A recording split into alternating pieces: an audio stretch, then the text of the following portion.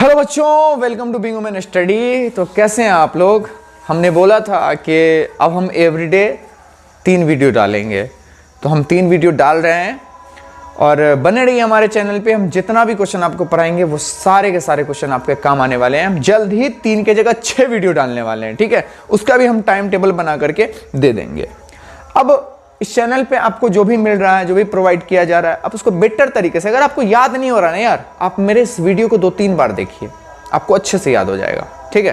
अब हम यहाँ पे पढ़ने वाले हैं क्लास 12 का मेन जो क्वेश्चन है वो तो कुछ और है, बट जिस टॉपिक पर पढ़ने वाले हैं उसके अब्बा को पहले पढ़ना है, यानी उसके बाप को पढ़ना बहुत जरूरी है। तो हम पहले बाप को पढ़ लेते हैं उसके, ठीक है। चलिए देखिए, सरफेस केमिस्ट्री, इसका हिंदी होता है सतह रसायन या पृष्ठ रसायन। लाइक हमारे बॉडी पे जो मैल जमता है तो सरफेस के ऊपर में है। हमको बैक्टीरिया जो आता है या फिर कोई भी चीज लगता है तो हाथ हम इसलिए ना धोते हैं भाई, इसलिए नहीं कि अंदर चमड़ा निकाल के उसमें से निकालते हैं, ऐसा नहीं ना होता है, हाथ धोते हैं। मींस सरफेस के ऊपर, सतह के ऊपर था, इसलिए हम उसको बोलते हैं सरफेस केमिस्ट्री, ठीक है। अब देखिए, the branch of chemistry under which the surface and the species यानी gases and liquid present on it, यानी इसके ऊपर में उपस्थित होते हैं, are studied, it is called surface chemistry, यानी रसायन विज्ञान की वह शाखा जिसके अंतर्गत पृष्ठ और उस पर उपस्थित स्पीसीज कौन कौन से गैस तथा द्रव्य का अध्ययन किया जाता है, उसे ही हम लोग क्या बोलते हैं बउआ, पृष्ठ रसायन कहते हैं। क्या बोलते हैं? पृष्ठ रसायन कहते हैं। अब समझेंगे हम थोड़ा बेहतर तरीके से। देखिए, हम हाथ धो रहे हैं तो ये क्या सरफेस के ऊपर में है, ये नहीं कि हम अंदर का ब्लड को निकालने के लिए भी साबुन का फेन का यूज कर रहे हैं। तो ये क्या है? सरफेस केमिस्ट्री का एक छोटा सा एग्जांपल है, ठीक है। अब हम थोड़ा और इसको बेटर से समझेंगे। यहां देखिए क्या है, एब्जॉर्प्शन।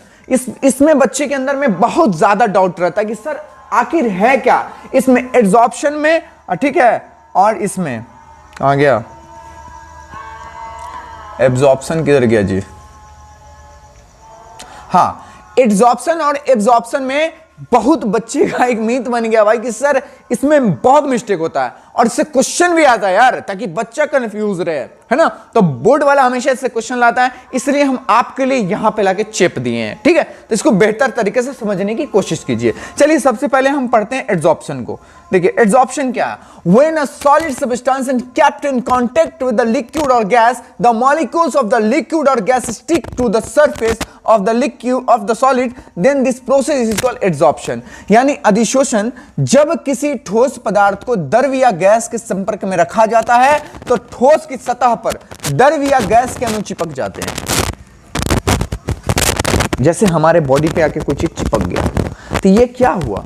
ये सरफेस के ऊपर में है, तब उसको हम बोलेंगे एडसॉर्प्शन। क्या बोलेंगे? जो ऊपर में रहेगा और जो अंदर तक चला गया वो हुआ एब्जॉर्प्शन। बात समझ में आ रहा है ना?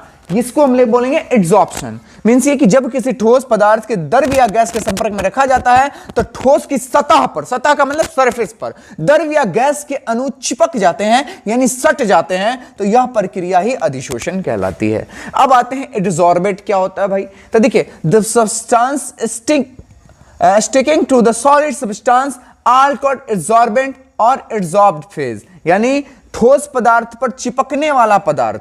अब कौन सा पदार्थ आके चिपका? बैक्टीरिया या कुछ और, या कोई गंदगी, कुछ भी तो आके चिपका होगा ना। तो वो जो चिपकने वाला जो पदार्थ है उसको हम लोग बोलते हैं एडसॉर्बेट। क्या बोलते हैं बुआ? एडसॉर्बेट। अब आते हैं एडसॉर्बेंट पर। देखिए, जिस चीज पर आकर के वो चिपका है उसको हम लोग बोलेंगे क्या? एडसॉर्बेंट। क्या बोलेंगे बुआ? एडसॉर्बेंट बोलेंगे। That solid or liquid substance on which surface adsorption occurs, यानी वह ठोस या द्रव पदार्थ जिसकी सतह पर अधिशोषण होता है उसको हम लोग बोलते हैं एडसॉर्बेंट। लाइक हमारे हाथ पर कोई गंदगी आके बैठा, यानी वो हुआ एडसॉर्बेट, और जिस पे बैठा यानी मेरे हाथ पे ना बैठा वो हो गया एडसॉर्बेंट। बात समझ में आ रहा है? बहुत सिंपल तरीके से इसको समझिए, ठीक है। अब देखिए, चलते हैं हम नेक्स्ट। अब यह एब्जॉर्प्शन जो एक सतह है उसी के ऊपर में रहेगा, लेकिन एब्जॉर्प्शन क्या होता है ना कि अंदर में चला जाता है उसके। बात समझ रहे हो? अंदर चला जाता है। लाइक हम जब दाढ़ी बनाने जाते हैं तो बहुत तरह का गमछा यूज होता है, और अक्सर देखे होंगे जब हमारे मुंह पे लगाया जाता है तो वो पिंपल्स क्रिएट होता है, यानी वो हुआ एब्जॉर्प्शन, वो अंदर में एब्जॉर्ब कर लिया उसको, और चेहरे पे पिंपल्स, दाग धब्बा ये सब होने लगता है। ठीक है, तो ये एक प्रकार से क्या है, एब्जॉर्प्शन। एब्जॉर्प्शन क्या भाई कि सिर्फ चेहरे के सतह पर ही रहेगा। ठीक है, अब आते हैं एब्जॉर्प्शन के बारे में, वही बता दिया हमने पहले ही, तो आप यहां पे भी समझ लीजिएगा। When a solid substance in kept in contact with the liquid or gas, the molecules of the liquid or gas penetrate inside, यानी अंदर की तरफ वो घुस जाते हैं, चले जाते हैं। ठीक है, the solid, then this process is called absorption, यानी जब किसी ठोस पदार्थ को द्रव या गैस के संपर्क में रखा जाएगा तो द्रव या गैस के अणु ठोस के अंदर प्रवेश कर जाते हैं, यानी उसके अंदर चले जाते हैं। तो यही प्रक्रिया क्या कहलाती है, अवशोषण कहलाती है बच्चा। बात समझ, अवशोषित कर लेना, एब्जॉर्ब कर लेना, अपनी तरफ खींच लेना। ठीक है, अब देखिए यहां पे, जैसे देखिए चारकोल जो होता है या सिलिका जेल जो होता है, सिलिका जेल आप अक्सर देखे होंगे, जैसे कोई सामान उमान खरीदते हैं हम लोग तो उसमें इतना बड़ा छोटा सा पैकेट देता है। लाइक पंखा उंखा जो हम लेते हैं वो क्यों होता है, क्योंकि हमारा जो एटमॉस्फेयर है वो बदलता रहता है, तो उसको वो बदलते हुए को भी वो अपने अंदर में एब्जॉर्ब कर लेगा, खींच लेगा। तो ये एक प्रकार से एब्जॉर्प्शन का एक एग्जांपल है सिलिका जेल। सिलिका जेल इसलिए डालते हैं ताकि उसमें कोई तरह का बीमारी क्रिएट ना हो। अक्सर हम धान उनका भी कोई बोरा लेते हैं तो उसमें भी हमको इतना बड़ा दिखाई देता है सिलिका जेल, ताकि वो नमी के कारण वो बर्बाद ना हो, वो नमी को एब्जॉर्ब कर लेता है। ठीक है बच्चा, तो ये हुआ एब्जॉर्प्शन। एब्जॉर्प्शन समझ में आ गया होगा, जो अंदर की तरफ खींच लेता है।